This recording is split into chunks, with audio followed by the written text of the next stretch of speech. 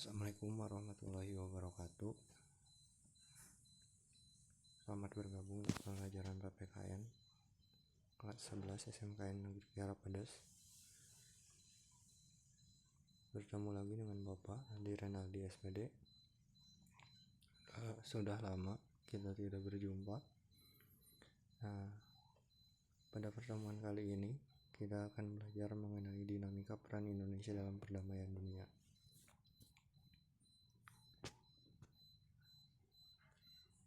Mari kita belajar. Kita lihat terlebih dahulu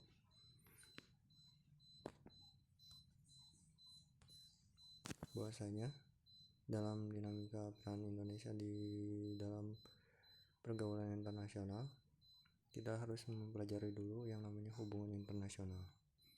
Secara umum, hubungan internasional diartikan sebagai hubungan yang bersifat global yang meliputi semua hubungan yang terjadi dengan melampaui batas-batas ketatanegaraan. Mengapa sih kita harus mempelajari hubungan internasional? Karena sudah jelas ya, Indonesia itu termasuk dalam negara yang mengikuti pergaulan internasional. Karena bagaimanapun kita sebagai negara yang berdaulat, kita harus menjalin hubungan internasional dengan negara-negara lain di dunia ini. Dalam konsepsi hubungan internasional terdapat 3 hal yang perlu kita pelajari. Yang pertama adalah politik luar negeri, yaitu seperangkat cara kebijakan yang dilakukan suatu negara mengadakan hubungan dengan negara lain dengan tujuan untuk tercapainya tujuan negara. Dan tujuan negara kita terdapat dalam konstitusi ya, bahwasanya kita itu amanat konstitusi itu adalah mencerdaskan kehidupan bangsa dan melaksanakan ketertiban dunia. Lalu hubungan luar negeri yang kedua adalah keseluruhan hubungan yang dijalankan suatu negara. Jadi kalau misalnya politik luar negeri itu kebijakan yang diambil oleh negara, sedangkan hubungan luar negeri adalah keseluruhan hubungan yang dijalankan negara dengan semua pihak. Jadi membangun relasinya itu seperti bagaimana. Lalu politik internasional adalah politik antar negara yang mencakup kepentingan, tindakan beberapa dan semua negara serta proses interaksi antar negara. Jadi hal-hal metode yang digunakan oleh negaranya itu apa terkait politik internasional.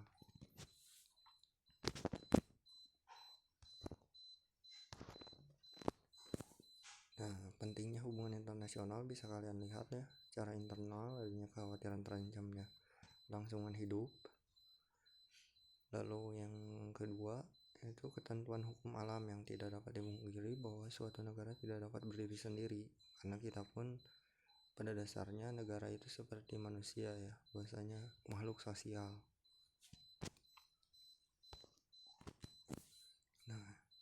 Arah kebijakan politik luar negeri Indonesia. Bangsa Indonesia dalam membina hubungan dengan negara lain menerapkan prinsip politik luar negeri yang bebas aktif. Artinya, kepentingan pembangunan di segala bidang serta ikut melaksanakan ketertiban dunia. Pembangunan hubungan internasional bangsa Indonesia ditujukan peningkatan persahabatan, kerjasama bilateral, regional, dan multilateral melalui berbagai macam forum. Kalau bilateral itu kan kerjasama antar dua negara. Kalau misalnya multilateral itu dengan lebih dari 2 negara. Sedangkan regional itu mencakup wilayah, misalnya ASEAN. Artinya apa? Negara-negara yang berada di Asia Tenggara. Lalu ada yang namanya Asia Pasifik. Lalu misalnya kalau di Eropa itu ada Euro, Uni Eropa. Berbagai macam forum itu ya sesuai dengan kepentingan dan kemampuan negaranya itu sendiri.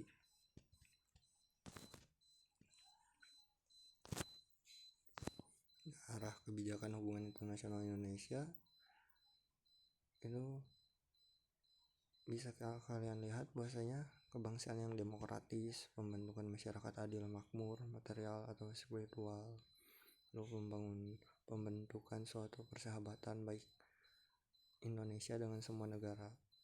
Dasar kerjasamanya membentuk suatu dunia baru yang bersih dari penjajahan dan menuju perdamaian, mempertahankan kemerdekaan bangsa dan menjaga keselamatan negara, lalu memperoleh istilahnya keuntungan seperti barang-barang yang diperlukan dari luar, kemakmuran rakyat apabila barang-barang itu tidak atau belum dihasilkan sendiri.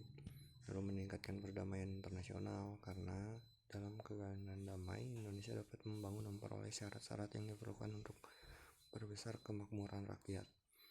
Lalu meningkatkan persaudaraan segala bangsa sebagai pelaksanaan cita-cita yang tersimpul dalam Pancasila sebagai dasar negara. Dengan kata lain, Indonesia selalu menitik beratkan peran atau kontribusi yang dapat diberikan. Jadi bukan hanya kata-kata, tetapi peran nyata yang diberikan oleh bangsa Indonesia untuk kemajuan peradaban dan perdamaian dunia. Dan kita bisa lihat ya bentuk kerjasama yang dikembangkan bangsa Indonesia. Yang pertama, Indonesia menjadi anggota Perserikatan Bangsa-Bangsa yang ke-60 pada tanggal 28 September 1950. Meskipun pernah keluar tahun 65 sebagai bentuk protes diterimanya Malaysia anggota tetap Dewan Keamanan PBB, akan tetapi pada tanggal 28 September tahun 66 Indonesia masuk kembali sebagai anggota PBB. Lalu memprakarsai Konferensi Asia Afrika, membangun solidaritas dan semangat kebersamaan antar negara-negara Asia Afrika. Lalu keaktifan Indonesia sebagai pendiri gerakan non-blok, bahkan pada tahun 92 dalam konferensi negara-negara non-blok yang berlangsung di Jakarta, Indonesia menjadi ketua.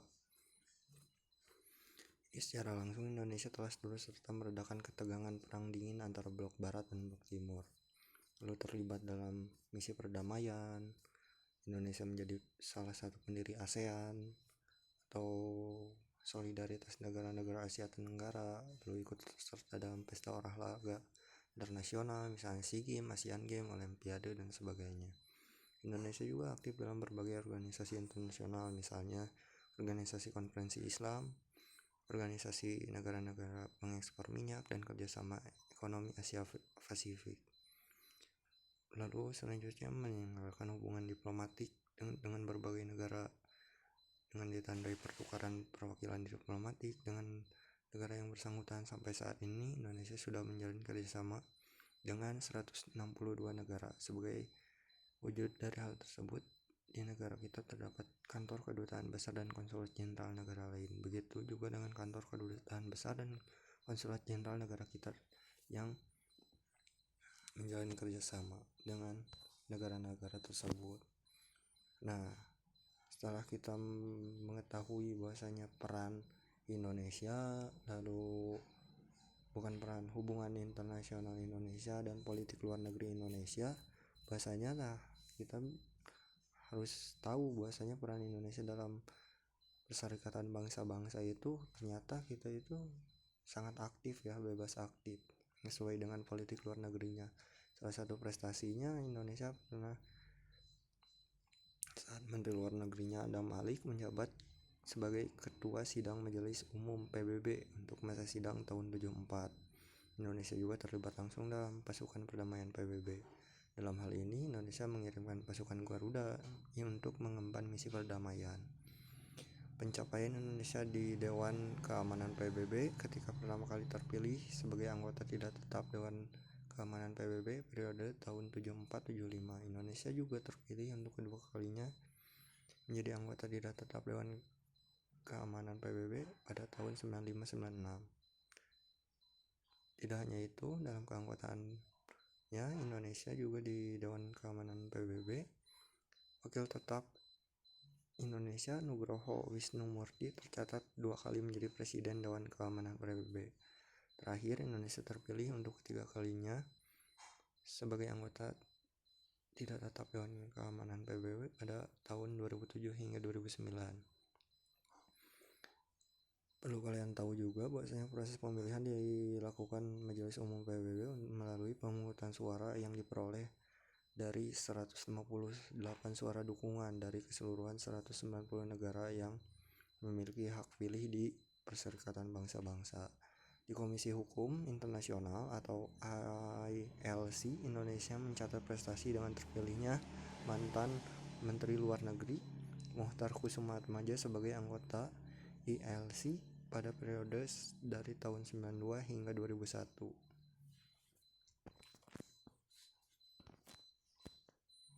Nah, bukan hanya di PBB, Indonesia juga memiliki peranan penting di ASEAN karena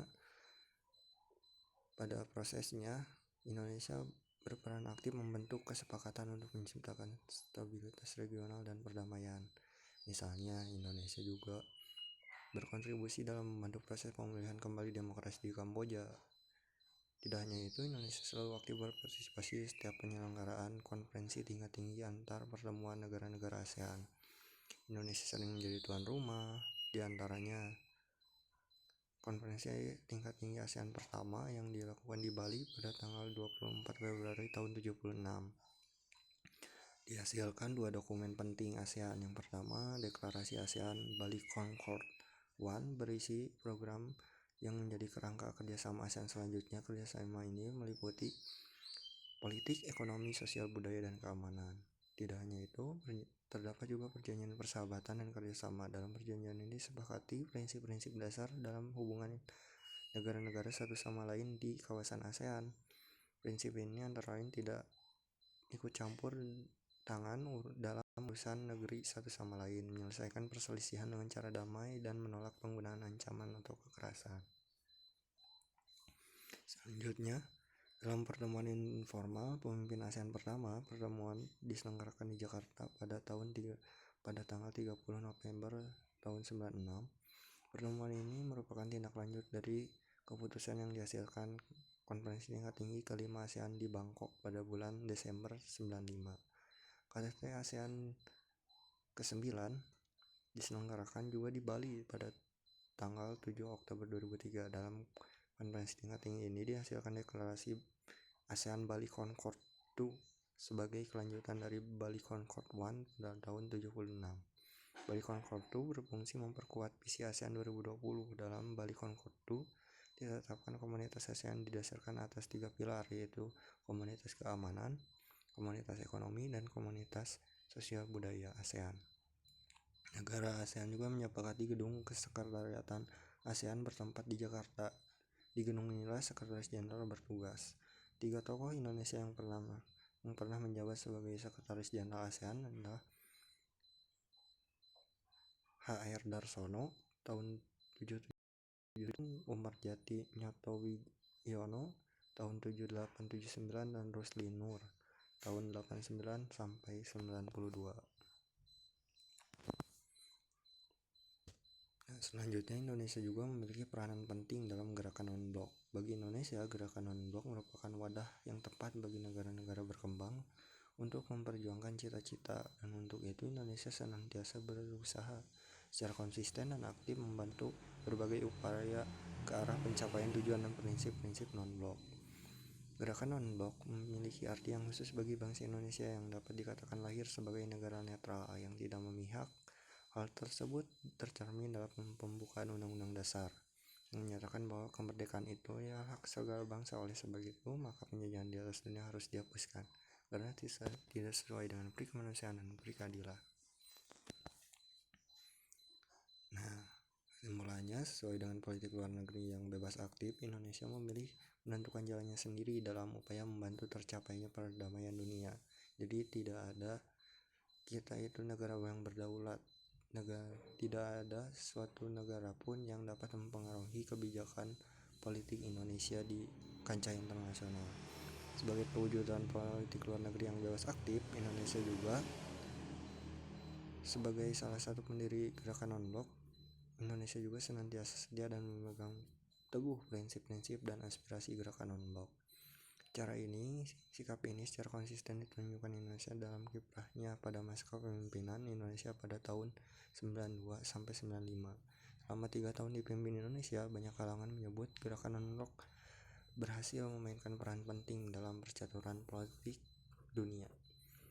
Lewat Jakarta Message, Indonesia memberi warna baru pada gerakan ini dengan menitik beratkan kerjasama pada pembangunan ekonomi. Akan tetapi, meskipun demikian, politik dan keamanan negara-negara sekitar tetap menjadi perhatian.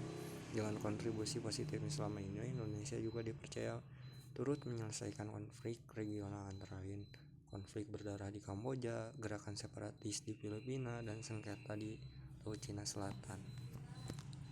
Nah, dari hal itu kita dapat mengambil pelajaran bahwasanya kita itu terkenal sebagai bangsa yang aktif dan bebas, tetapi tetap berdasarkan tujuan Pancasila yang terdapat dalam amanah konstitusi, yaitu ikut melaksanakan ketertiban dunia. Jadi pada masa-masa selanjutnya kalianlah yang akan menggantikan estafet para pemimpin bangsa agar tetap Indonesia diperhitungkan di dunia internasional. Terima kasih.